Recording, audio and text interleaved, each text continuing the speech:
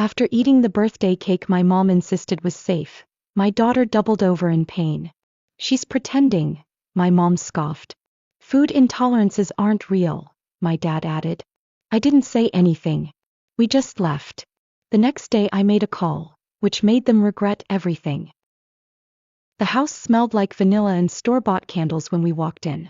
Balloons bobbed at the ceiling, plates clattered against the kitchen counter, and the music was that tinny, too happy kind that always sounds like it's trying to cover up tension. I held Lily's hand a little tighter than I needed to. She squeezed back just once like a secret handshake. The cake was already sitting on the table. Frosted pink, neat little rosettes piped around the edges. A perfect 7-candle waiting in the center like it had been set up for an Instagram photo shoot. Homemade, my mom said brightly, smoothing her apron and flashing a grin that didn't quite reach her eyes. I nodded and smiled because that's what you're supposed to do. Because some wars aren't fought with words.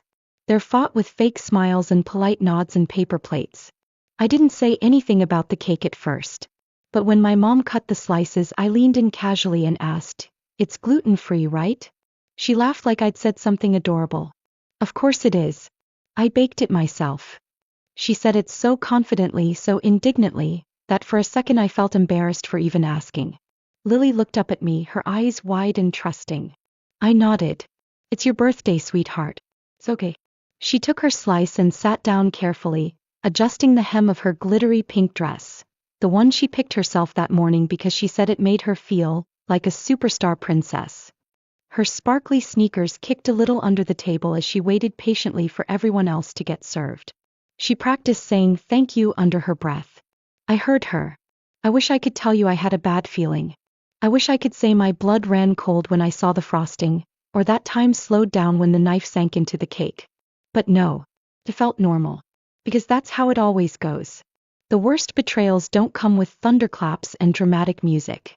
They come wrapped in tissue paper and tied with a bow. We sang. Lily blew out her candle in one soft puff. She closed her eyes so tight I could see her eyelashes tremble. She made a wish. I don't know what it was. Maybe something simple. Maybe something about this year being better than the last. She smiled when she took her first bite. A real smile. Not polite, not forced. A happy, relieved little smile like maybe, just maybe, the day was going to be okay. 20 minutes later she tugged on my sleeve and whispered that she needed the bathroom.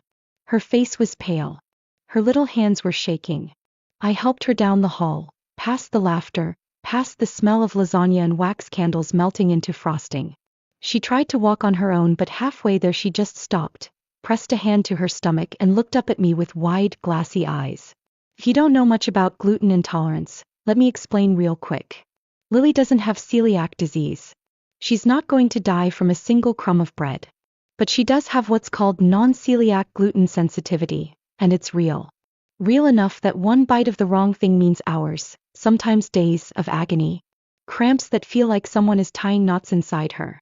Nausea. Bloating that makes her feel like her skin is stretched too tight. Headaches that make it hurt just to move. She's only 7 but she's already gotten good at hiding it, because she's seen the jokes online, heard the adults laugh about fake allergies. Been told once quietly that she was just being difficult. She doesn't like being different. She doesn't like being the gluten kid. Most of the time she keeps the pain to herself. So when Lily says it hurts, when she asks for help, it's already bad. We made it to the bathroom. I helped her sit down on the floor, pulled her dress carefully out of the way so she wouldn't sit on it. She clutched her stomach and started to cry, quiet at first, then harder, like she was trying to apologize with every breath she took. "My tummy hurts, Mommy," she whispered. "It really hurts." I brushed her hair back from her face. Told her it was okay. Told her she wasn't doing anything wrong. Told her I had her no matter what. I don't know how long we stayed there. Long enough for the party noise to start sounding muffled and far away. Long enough for her breathing to slow down even if the pain didn't. When we finally came out, Lily clinging to my side, her face blotchy and red, the laughter was already in full swing. "She's pretending," my mom called from the kitchen, waving her wine glass like she was starting a parade. "Kids today are so soft," my dad said loud enough that 2 of the cousins giggled. My sister, sorry Kara, smirked and added, "Probably just wants attention. It's her birthday after all." Lily flinched so hard I felt it through my own bones. I tucked her tighter against me. I didn't say anything. Not yet. Because that was when I saw it. The trash can by the counter. The lid was half open, just enough for me to see the crumpled edge of a bakery box peeking out. Not a homemade cake. Not even close. I moved closer. No one noticed. They were too busy laughing, filling plates, tossing napkins. The box was from a local store. One I knew didn't carry gluten-free cakes unless you special ordered weeks in advance. And even then they labeled it. Big gold sticker, gluten-free. This box. No sticker. No label. Just the regular standard bakery cake. Loaded with flour. I felt it then. Not rage. Not yet. Something colder. Something heavier. I pulled out my phone. Snapped a photo of the box. Snapped a photo of the cake half eaten on the table. Snapped a photo of the stupid sign Mom had taped to the counter that said, "Homemade with love." It wasn't love. It was betrayal frosted in pink. I knelt down to Lily's level. She was trying so hard not to cry again. Trying so hard not to ruin anything. "You did nothing wrong," I whispered. She nodded, a tiny miserable movement. "We're going home, sweetheart," I said louder now. Clear enough for everyone to hear. My mom frowned. My dad opened his mouth like he might say something but thought better of it. Kara rolled her eyes so hard I thought she might sprain something. We didn't wait for anyone to stop us. We didn't wait for apologies that wouldn't come. We walked out, me carrying the weight of my daughter's pain, my own fury tucked neatly under my ribs like a second spine. I wish I could tell you someone ran after us. I wish I could tell you someone called. But the truth? They laughed and went back to eating. And somewhere between the bathroom and the front door I realized something. I wasn't going to let them laugh ever again. Not at Lily. Not at me. Not ever. You don't just wake up one day and realize your parents don't care about you. It creeps in. Like water under a door. Small enough at first that you think it's your imagination. Maybe they were tired. Maybe you were dramatic. Maybe if you just tried harder you'd be easier to love. I grew up thinking that way. 1,000 little cuts, each one small enough to explain away. Until the day you realize you're bleeding out. I used to get these migraines when I was Lily's age. Bad ones. The kind that made the world tilt sideways and the lights burn behind my eyes. I'd curl up on the couch with a cold cloth over my forehead, trying not to breathe too loud. My mom would roll her eyes, sigh heavily and say things like, "Another one? Must be nice to take a vacation every time you have a little headache." My dad called it playing sick. Said I needed to toughen up. Said I was too sensitive, like it was a failing. Like it was a stain I couldn't wash off. The worst part, sometimes I believed them. By the time I was a teenager I stopped telling them when something hurt. Twisted ankles. Stomach cramps. I'd ice it in my room and limp in silence. Because what was the point? Pain was weakness. Weakness was embarrassing. You learn early what your family values. In ours it wasn't kindness. It was endurance. Pretend you're fine no matter what it costs you.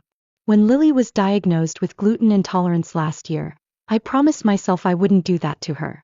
I promised myself I'd listen. Believe her when she said she hurt. Make space for her pain even if it made things harder, even if it made things awkward. Especially then. And for the most part I kept that promise. But it's funny how old habits die harder when you're standing in the middle of the battlefield you grew up on. It's funny how easy it is to believe the lie that maybe this time would be different. Maybe they'd changed. Maybe they would show up for her in a way they never showed up for me. They hadn't changed. I just got better at lying to myself. I saw it in the little things leading up to the party. The way my mom huffed when I sent a reminder about Lily's diet. The way my sister, Kara, rolled her eyes when I mentioned bringing safe snacks. The way Dad muttered under his breath about everyone being allergic to everything these days. The way they joked last Christmas about surprise gluten bombs when they served appetizers. I laughed it off then. Told myself it was harmless. Told myself they were just being old-fashioned. Told myself a lot of things that weren't true. If you're wondering why someone would lie about making a gluten-free cake, I'll tell you. It's pride. It's power. It's the quiet, bitter refusal to believe that anything outside their experience could be real. They didn't just doubt Lily's pain. They hated the idea that her needs demanded anything of them at all. Even something as small as switching flour. Especially something that small. Because small things don't cost much. Which means if you refuse to do them, it's not because you can't. It's because you won't. I'm not saying they woke up that morning and thought, let's hurt Lily today. It's worse than that. They didn't think about her at all. After we left the party, I sat with Lily in her room. She was curled up in bed, knees tucked under her chin, her sparkly sneakers abandoned in the hallway like they couldn't bear to witness the rest of the day. I brought her a heating pad, tucked her in gently, sat on the floor by her bed. Do you think I did something wrong? She whispered. My throat tightened. No, sweetheart, I said. You did everything right. She nodded, but I could see she didn't fully believe me. Not yet. Maybe not for a long time. People talk about kids being resilient. I think they confuse resilience with silence. They think if a kid keeps smiling, keeps showing up, keeps laughing at the right moments, it means they're fine. But sometimes it just means they learned it doesn't matter if they're not. I made myself a cup of tea that night, sat at the kitchen table with the house dark around me, listening to the soft hum of the fridge and the even softer sound of Lily breathing down the hall. I thought about all the times my parents dismissed me, all the jokes they made at my expense, all the birthdays where the cake wasn't quite right and the gifts were just a little bit cruel and the smiles were just a little bit too sharp. I thought about how small I made myself year after year trying to be easier to love. And I thought about Lily. Her sparkly dress. Her careful little, thank you. Her brave smile even when her stomach was tying itself into knots. She deserved better. When the texts started coming in from my mom the next morning. Hope you're feeling better. Let's not make a big deal out of nothing. She's a tough girl, she'll bounce back. I didn't respond. Not yet. When Kara chimed in, you're so dramatic. It was one slice of cake. It's not like we poisoned her. I didn't respond either. Because for the first time in a long time I wasn't confused. I wasn't doubting myself. I wasn't wondering if maybe I was being too sensitive. For the first time I saw them clearly. And I knew exactly what I had to do. I wasn't going to argue. I wasn't going to beg. I wasn't going to explain basic human decency to people who had spent their lives mocking it. I was going to protect my daughter. Without apologies. Without guilt. Without another wasted second pretending they deserved us. You don't walk away from people like that by accident. You walk away because you've finally been pushed hard enough to see the cliff you've been standing on all along. After we got home, I sat at the kitchen table and stared at my phone. The pictures were all there, glowing coldly in the light. The bakery box in the trash. The half-eaten cake with no gluten-free label. The texts where I warned them, begged them, made myself small and reasonable and polite. The jokes they made afterward about how a little flour never killed anybody. Proof. Not enough to undo what they did, but enough to make sure they didn't get to pretend it didn't happen. I told Mark I was going to call the police. He didn't argue. He just said, I'll stay with Lily, and went back to sitting beside her, brushing her hair back with that steady patience I used to think only saints had. I called the non-emergency line. Told the woman on the other end that I needed to report intentional harm to a child. Explained everything. The allergy warnings. The medical diagnosis.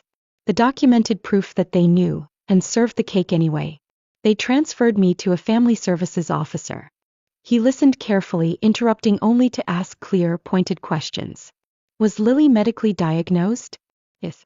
Official paperwork from her pediatrician. Did the family know? Yes. Texts and conversations proving it.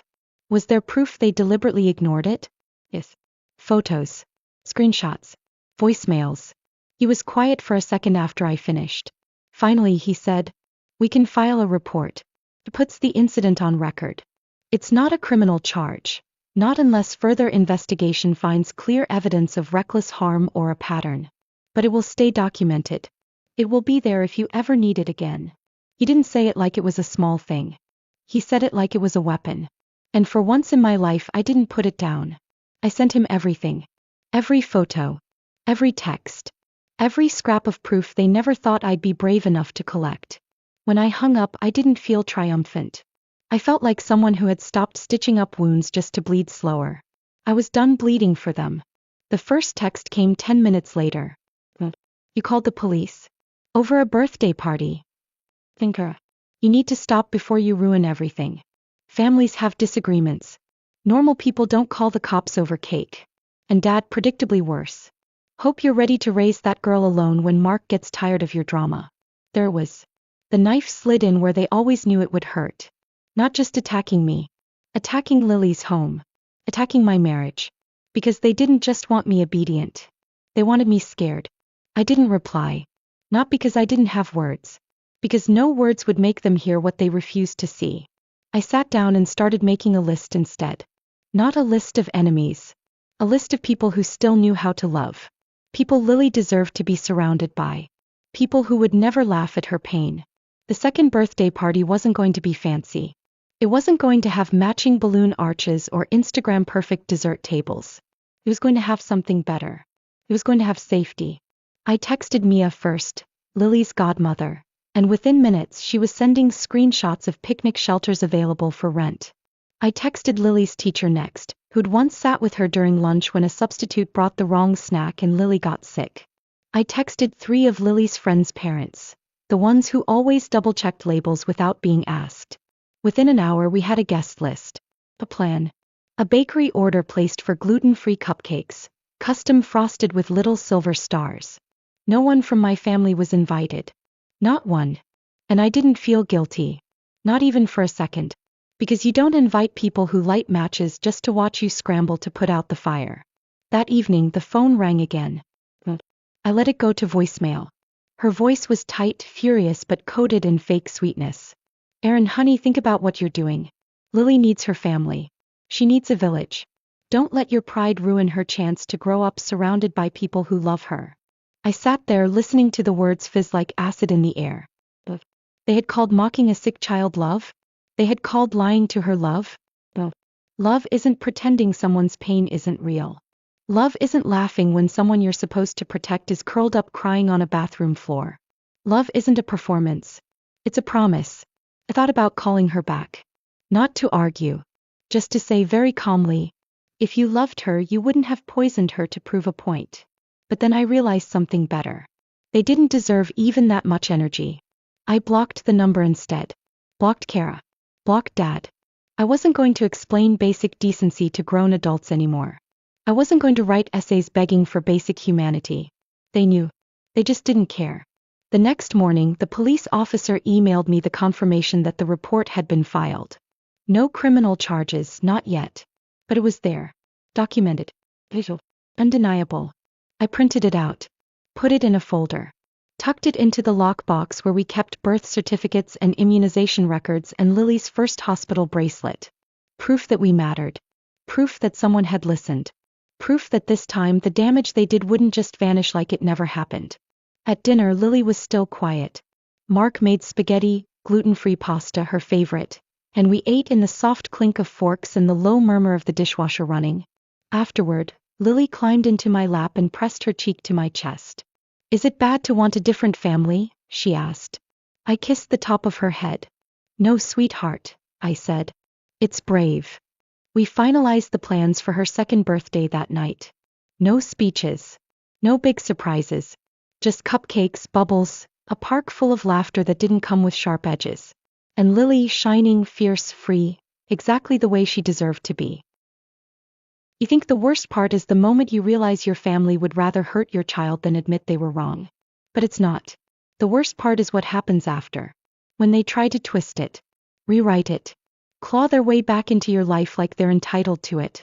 The betrayal was sharp. But the aftermath? It was slow. Rotten. It started with silence. A few days of it. No calls. No texts. Just enough time for me to almost let my guard down. Then came the email. From Kara. Subject line, for Lily's sake. I've forgiven your overreaction. I think it's time we all move on. Let's put this behind us. Lily deserves her family. Forgiven. Like she hadn't been the one who laughed while my daughter sobbed on a bathroom floor. Like I was the one who needed to apologize. I didn't respond. Not because I didn't have words. Because I'd already said everything that needed to be said the day I filed that report. Then Mom sent flowers. A huge bouquet. Pink lilies and white roses. A card that said, "We love you both. Let's not let one misunderstanding erase a lifetime of love." I stared at the flowers for a long time before tossing them straight in the trash. Because here's the thing about a lifetime of love. If it was real, it wouldn't take one cake to destroy it. If it can be erased by a single moment of truth, it was never love at all. They escalated after that. Phone calls from blocked numbers, voicemails, emails from relatives I hadn't spoken to in years. My aunt called to tell me mom was beside herself. My cousin sent me a Facebook message asking if I was okay mentally. Kara posted something vague but pointed online about people who turn kids against family for attention. They couldn't control me, so they tried to control the story. And then they crossed the line. It was a Tuesday. Lily's school called me around 2:30, an hour before pickup. The front office secretary was calm, but I could hear the tension behind her words. "Hi, Mrs. Palmer. I just wanted to check. Did you send Lily's grandparents to pick her up today? They're here and said they had your permission." My heart stopped. "No," I said, standing up so fast I knocked my chair over. "Absolutely not. Do not release her to them." The woman was already ahead of me. "We've kept her in the classroom. They haven't seen her yet. But we'll be documenting this, and I recommend contacting the authorities." I was already dialing the police. Let me be clear. They didn't just cross a boundary. They violated it. They showed up at her school. Tried to take her. Tried to bypass me like they still had any claim over her, any trust, any rights. When the officer arrived at the school, I was already there. Mark too, he'd left work the second I called. Lily was safe. Taken but safe. She hadn't seen them. And thank God for that. The officer took our statements. Contacted the school to confirm the timeline. Told me, calmly, professionally, that this would now escalate to a formal no-contact order being placed on file. Not just a report. An official civil protection filing. Not jail. Not handcuffs. But a line they couldn't cross again without consequences. And for once they'd have to live with someone else drawing the boundaries. They tried again 2 days later. This time, dropping off a box of toys and old family photos on our porch. Lily found it. Opened the lid and stared at a picture of herself as a toddler sitting in my mom's lap. She asked, "Do I have to love them if I don't feel like it anymore?" I sat beside her and said, "No, baby." She nodded and closed the box. Didn't ask again. The second birthday party came that weekend. The weather was cool and bright. The park was full of kids running through the grass, giggling over cupcakes, waving bubble wands that caught the light like floating stars. Lily wore her sparkly dress again. The same one. The one from that party. But this time she wore it without flinching. She danced. She laughed. She didn't clutch her stomach or try to hide when someone offered her food, because everything had been carefully checked twice and made with love, not ego. She was safe. Fully.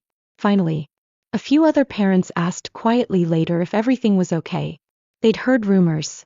Nothing concrete. Someone's mom had mentioned a family fallout. Someone else heard I'd called the police on my own mother. I didn't explain. Didn't defend. Just said, we had to do what was best for Lily. And they nodded. Because the people who matter. They get it. The last escalation came in the form of a letter. Typed. Mailed. No return address, but I recognized my dad's phrasing. "You made this choice. We won't forget it. We hope Lily grows up to realize who really loved her. Families are forever. You can't change that." I didn't respond. I didn't cry. I didn't even keep the letter. I shredded it, made tea, and watched my daughter build a pillow fort in the living room with her dad. And I realized something simple. Families aren't forever. Not the kind you're born into. Only the kind you choose. The next morning I put in a formal request with the school and daycare. No pickups allowed except for me and Mark. No exceptions. No changes without in-person confirmation and ID. I updated emergency contacts. Tightened every lock. Not because I was afraid. Because I was done letting people slip through the cracks of my kindness. They can keep their version of the story. They can paint me as ungrateful, dramatic, vindictive. But the truth? I gave them every chance. And they threw it away. One bite of cake at a time. One insult. One laugh. One deliberate betrayal. I didn't burn the bridge. They buried it under every time they told me pain wasn't real. Now they can live on the other side of it. Maybe you think I overreacted. Maybe you think I should have let it go. That it was just a cake. Just one bad moment. Just a misunderstanding. Maybe you're right. Or maybe you've never had to look your child in the eye and explain why the people who say they love her keep hurting her. I didn't go into this hoping for drama. I didn't want to cut ties or file reports or change school policies. But when someone shows you, over and over, that their pride matters more than your child's safety, at some point you stop hoping they'll change. You change instead. You protect your kid, even if it costs you the last shred of family you thought you had. But I want to hear from you. Do you think I went too far? Would you have handled it differently? Let me know in the comments. And if you enjoyed the story, subscribe for more.